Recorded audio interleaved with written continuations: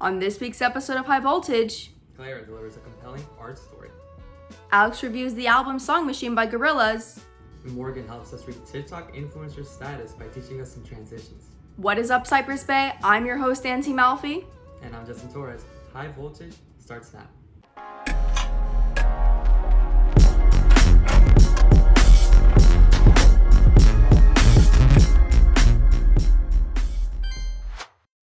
Hi, my name is Ana Flores. I'm 16 years old, and I attend Somerset Academy Arts Conservatory Charter School as a sophomore in high school.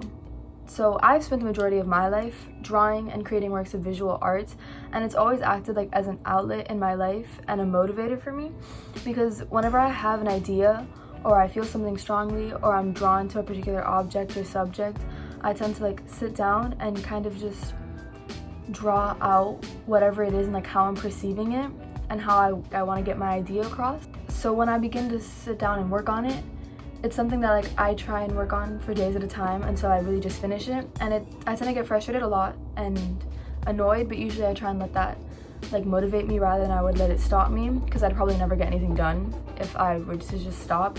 And it acts kind of as a coping mechanism for when I get overwhelmed, but it's also something that I really just enjoy a lot. And seeing the final product when I'm done is rewarding, because it's something that I did from start to finish, and it's an achievement in its own form. Whether or not it looks how I wanted it to look, or whether or not I completed it in the way I wanted it to, it's something that I did, and I think that's nice. And art has completely changed the way that I see things, that I see people, and how I express myself, and it's truly something that is so flawless in every way. Hey Justin, do you know which amendment gave women the right to vote? Let me see if I remember from history. The 19th Amendment? Here's Mariana with the trivia to see how well you guys know your women's history.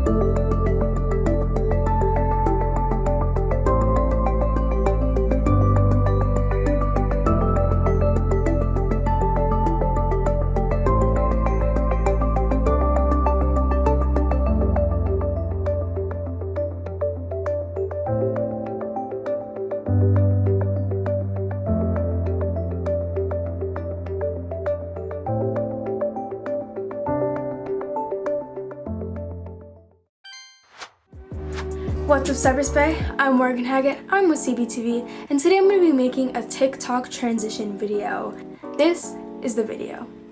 Wait a minute! Who are you? Soldier boy, tell me.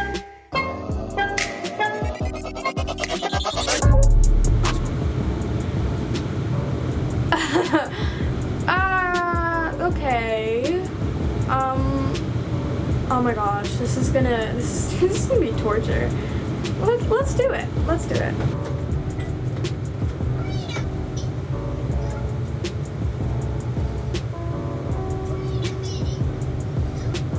Oh, that's not terrible. Here she does some weird, I don't even know how she does this.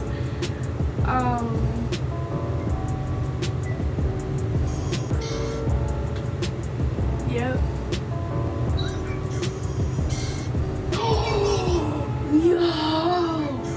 Hold on! Soldier boy. Okay. Wow, look at that.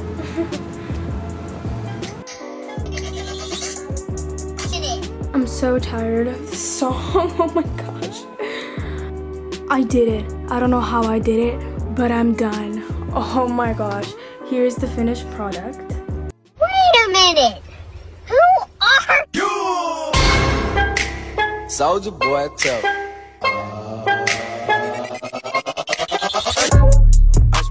So that was my TikTok. If you want to see more, follow at Cypress TV on TikTok. Thanks for watching. I'm Morgan Haggett, CBTV.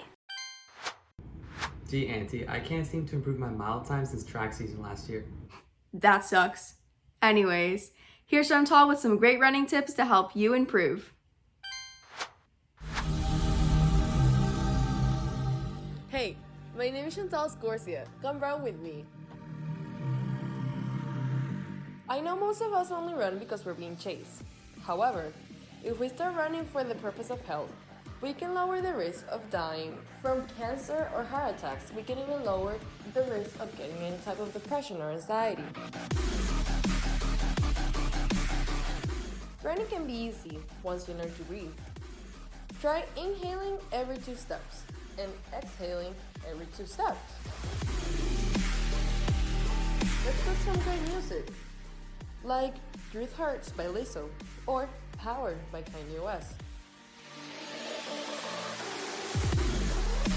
If you start running for exercise as much as you run from your problems at least 3 times a week, I promise you that you will have the summer body you've been wishing for anytime soon. In a time of mask wearing and staying at home all day, sometimes all you want to do is just sit back, relax, and forget about the global pandemic outside your door.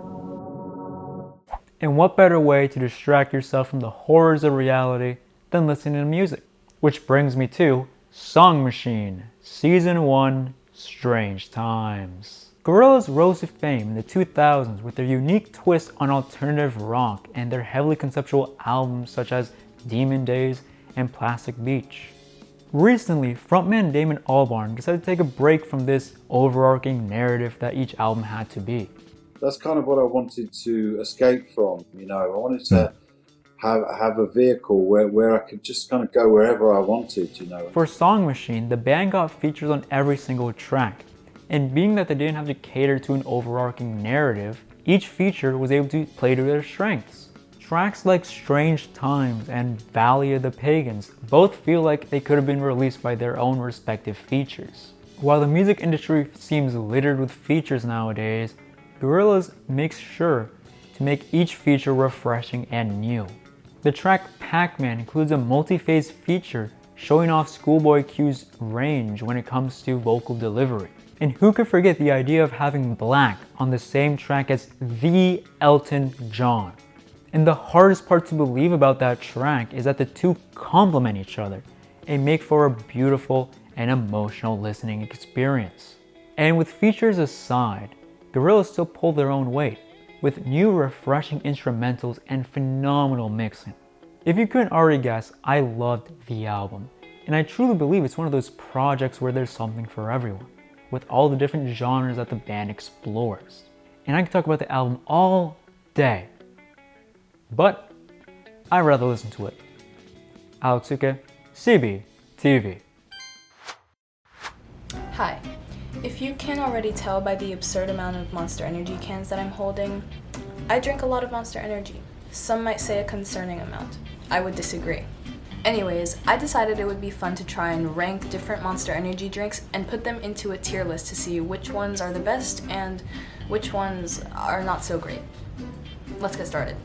Starting with the very first one that I see on the left there is the Monster Mule Ginger Brew. Right off the bat, this one's absolutely S tier. It's so good. Mwah.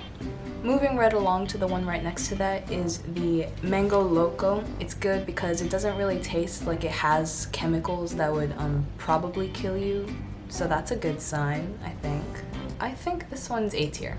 Next up is the Zero Ultra. Pretty refreshing, doesn't taste like my teeth are rotting as much as I'm drinking it, so I'm gonna put it in A. Next up, of course, is the original Monster Energy. How could I not include this? It's the original. Doesn't mean it's the best though. It's like barely okay, and for that I think I'm gonna put it in C. Okay, so next up we have Monster Energy Ultra Paradise. The title is very misleading, I'll say that. This tastes like if somebody ate the apple-flavored Jolly Rancher and then threw it back up into a can, added caffeine, sealed it, and then put it on a shelf. you know? And I think I've expressed my hatred for it enough. It's gonna go in D. It's a D tier drink. And last, but certainly not least at all, Ultra Red. It's so good. It's so good. And for that, obviously, S tier.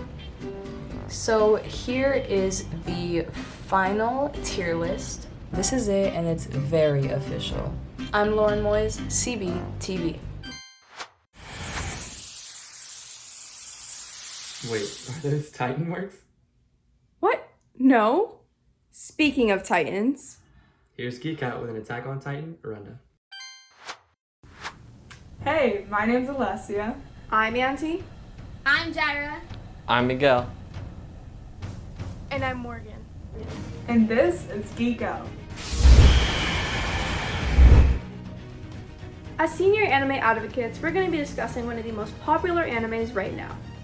And that anime is Attack on Titan. We're going to be going over 2 topics for the given show, including a description of the show, character development, and possible themes for the future. So without further ado, let us dive into Attack on Titan. When humanity is trapped within 3 walls, 3 friends work to join the scout regiment to fight man-eating giants, or Titans. Those 3 friends are Eren, Mikasa, and Armin. Okay, but can we just take a moment to appreciate Armin's character development? Oh my god. Oh my god. Yeah. I remember him in season 1 being that reserved and kind-hearted character that every show needs, but I must say, he is the biggest pacifist and whines like a baby the first couple episodes.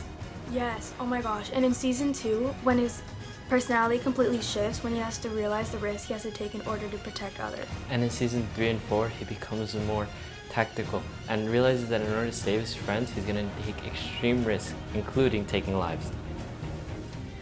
Yeah, the art styles in season 1 to 3 really capture the horrific moments that he has to go through. And season 4 also demonstrates the darker tones of the story, as well as showing off the trauma and the maturity all of our characters went through. I think Mappa did an amazing job with season 4, considering the circumstance that we're in right now.